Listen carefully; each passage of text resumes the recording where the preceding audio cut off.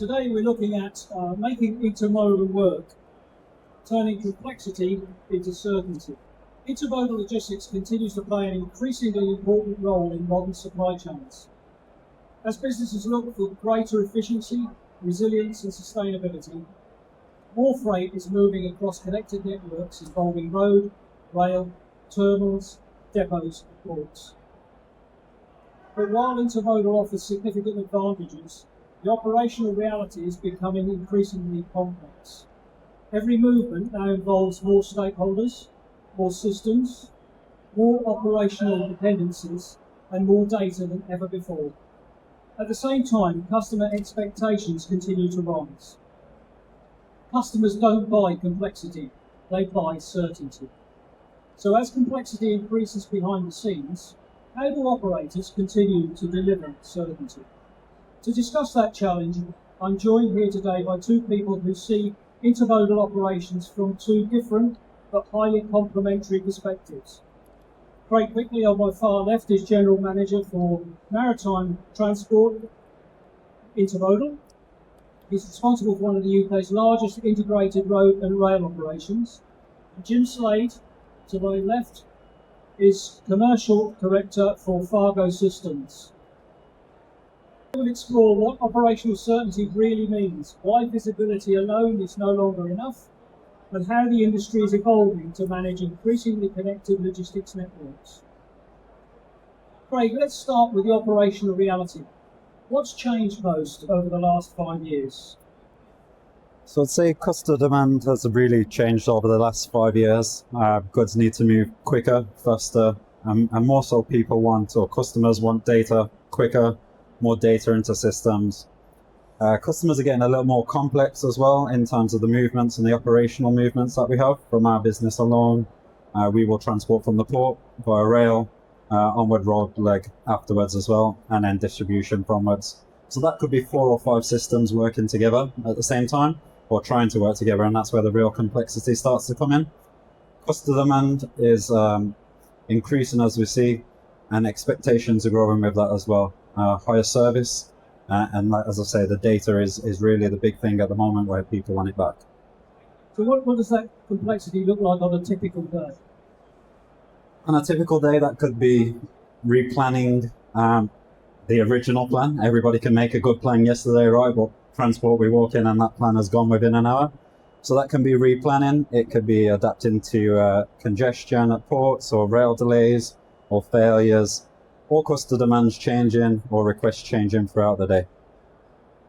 So what's interesting is that while complexity continues to increase, customers increasingly expect freight movements to feel simple, predictable and reliable. Is part of the challenge absorbing that complexity on the customer's behalf? 100%. People pay us to remove that complexity for them, and that's exactly why they come to somebody like Maritime. We will try to align systems and take the complexity and the risks away from any of the business that they're moving. So the better intermodal works, the less complexity the customers should actually experience. Yeah, exactly that. If we do our job well, the customer should see no complexity at all. And Jim, are you seeing the same trend across the wider market? For sure. So I think one of the challenges that Craig's team is facing, we're awash with data. We've got more data than ever before. But it's valuable data, it's accurate data, but we're almost drowning in it. So the key takeaway, I guess, for this particular section is complexity continues to increase behind the scenes. The challenge is turning that complexity into operational certainty.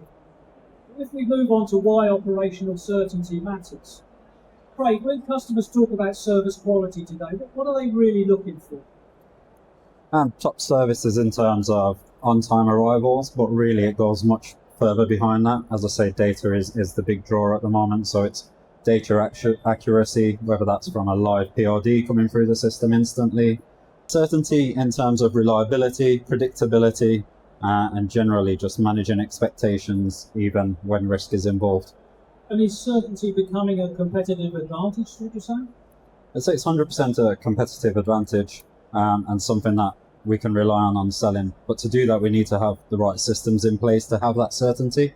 But also, as Jim says, there's a lot of data. We have data for days in every system that we have. But pulling it together and making it useful, something that the customer can use, is probably where the importance comes. Look at Jim at the technology. That's transformed visibility over the last few years.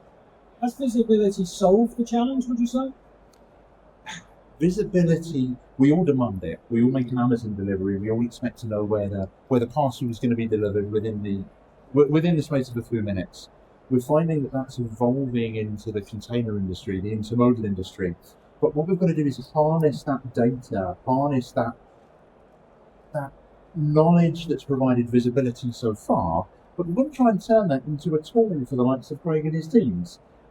Data can be noise. It can lead people astray. There's such a thing as bad data or bad visibility. So we've really got to use that to the operator's advantage, because of course if the operators are happy, if the operators are empowered, that's what provides the certainty back out to the customers. I would say that just about that, visibility is key to seeing the risks involved ahead, but it doesn't solve the problem entirely. The visibility is good, but we still need to be able to react to that data in good time. So our key takeaway here would be that customers don't buy complexity, they buy certainty. 100%. Every operation starts with a day plan. The reality is that customer requests, delays, equipment availability and operational disruptions mean that plan is constantly changing. Craig, how much of the day is spent executing the original plan versus responding to those changes? As I said earlier, the plan is just the start. Within an hour or two, or even before that, the plan is out the window and it's a constant replanning.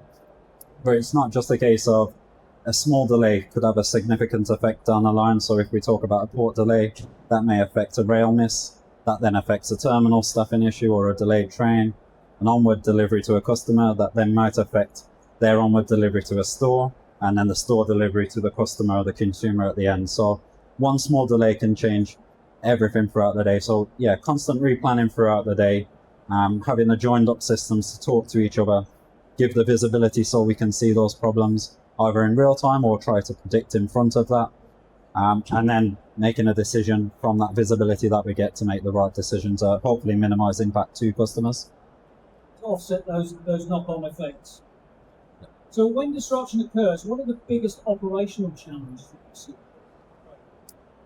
As we keep saying, visibility is a great tool for us. But often I see within the industry that there's lots of different systems that different operations have. So we talk about the port system.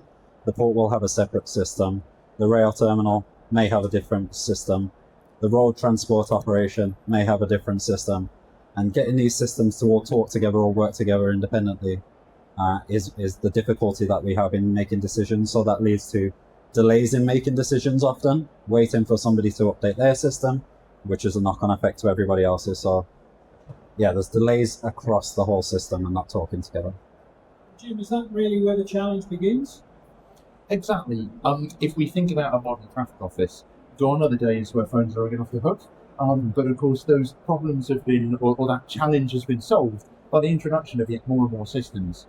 We've got more and more partners that are playing in the intermodal sector these days as well, and so we're just creating this incredibly complex landscape for ourselves. And it's all falling on Craig's people in the traffic office to try and pull that together and bring that into something good. So what comes after visibility? It's how we leverage what that visibility is telling us.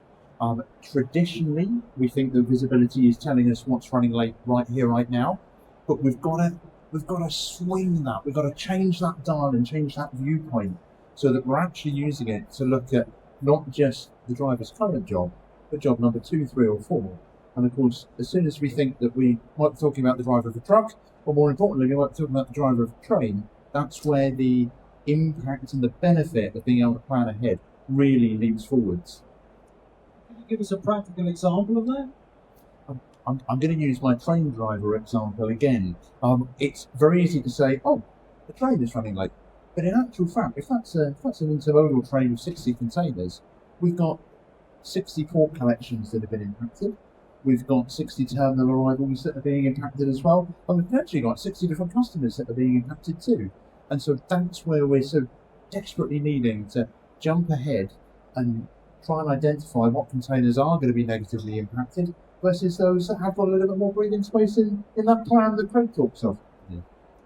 So ultimately, it's about understanding how activities across the wider network influence each other, rather than looking at individual events in isolation.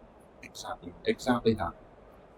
If operators increasingly need intelligence across the whole network rather than within individual functions, what does that mean for the way technology, operational teams and decision making need to work together? Great. I think it's important when making those decisions or trying to strategize in the future what that looks like is making sure that everyone can have a global view, that we're not just siloed and looking at different departments and how they interact, but almost looking at that high level view. As Jim says, a train failing is 60 containers, 60 customers individually. Inside those customers could be thousands of customers that are affected at the consumer end. So it's about having multiple systems, being able to talk to each other, and that should quicken up all decisions. It should make us more reactive, but more importantly, as Jim was trying to say, is trying to make us proactive, maybe look at data, maybe look at trends and predict what may be an issue going forward rather than just reacting to it. And how do you see that, Jim? I think, again, we've got to stop thinking about any one system in particular.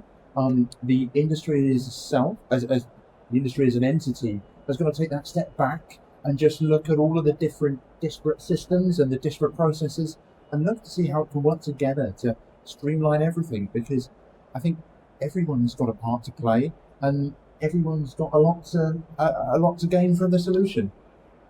Thank you. Yes, I think the key takeaway there is the strongest operators are not collecting more information, they're building greater intelligence across their networks.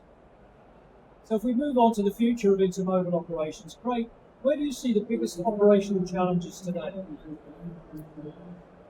Definitely data, as we keep saying, and it's quite repetitive of this conversation, but how we harness it and what we do with it. Systems not talking to each other, multiple systems. Obviously, we have an EDI for a lot of systems to be able to talk to each other, but is it sending the right information? Is it sending it quick enough? And then once you have systems aligned, teams then can be aligned from multiple operations. So at Maritime, it's difficult to speak on it because all of our systems are one system and we talk to all of the systems that we use, so all the teams are making the same decision at the same time. But seeing so many other different businesses and even customers that we see throughout their supply chains, so many different systems, and that can cause friction between different departments and again, delays in making decisions. So if you could improve just one thing tomorrow, what would that be? It would be having a more connected supply chain, whether that's through system integration or how we communicate different systems to each other. Jim, we've discussed complexity, certainty, visibility, and even intelligence. As operations become more connected, we're hearing more discussion about the need for a more joined-up approach to managing intermodal networks. What does that mean in practice? You use the word intelligence there, Murray, and I think it really is that. We've got to exploit the intelligence that exists within the network. We've got to embrace it, and we've got to get people to respect it as well. We've got to get people to respect that just because you don't know the answer doesn't mean that a colleague or a partner in the industry doesn't. We've got to work together, and we've got to work to create this network and embrace the network that already exists as well. So if operators increasingly need intelligence across the whole network rather than within individual functions, is this where the idea of an operating system for intermodal logistics starts to emerge? Exactly that. As Craig says, Maritime, very intelligent player in the market. You know, you're exploiting that data. You know the value in it. That's the journey that the entire industry's got to go on. We're seeing operational collaboration more and more in the supply chain. Probably have done over the past 10 years. I think it's now time to try and explore and exploit the data collaboration opportunity that exists. And Craig, does that resonate from an operator's experience? Yeah, absolutely. It's not just a case of sharing the data, as we say, but also sharing knowledge and experience. I guess our key takeaway there is that as multimodal complexities increase, operators increasingly need to connect operating environments that support better decisions across the entire network. And we'll close with our final thoughts. If you could give operators one piece of advice for the next 5 years, what would it be, Craig? For me, it would be when we're looking to invest in infrastructure, to make sure that we're looking from a global level rather than just a holistic view, is that we have a look at the whole picture and try and make the best decisions for that. Try to make the best decisions for alignment across departments, and also systems as well, that we're making sure they can talk to each other. And yourself, Tim, what do you think? I think I can only echo what Craig said there. It's thinking about the greater good of the industry, thinking about what's going to support the UK supply chain. We feed and clothe the nation, Craig, right? This is a very important topic, and it's trying to make sure that we're considering the broader industry as a whole, rather than necessarily viewing anything in isolation. Thank you very much. And in closing, we've discovered that complexity is certainly not going away. The future of intermodal won't be defined by eliminating complexity. It will be defined by how effectively the industry turns that complexity into certainty. Thank you very much.